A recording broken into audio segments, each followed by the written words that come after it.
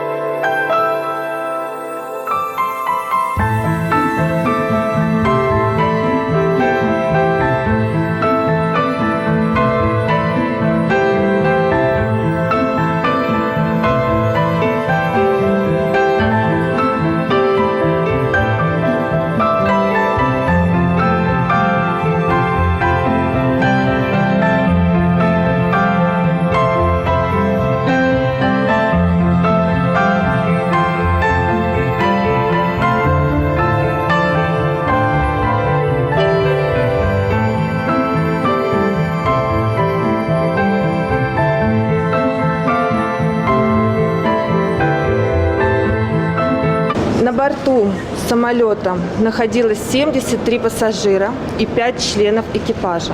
5 человек доставлены в медицинские учреждения. Из 78 человек, находившихся на борту самолета, 37 выживших.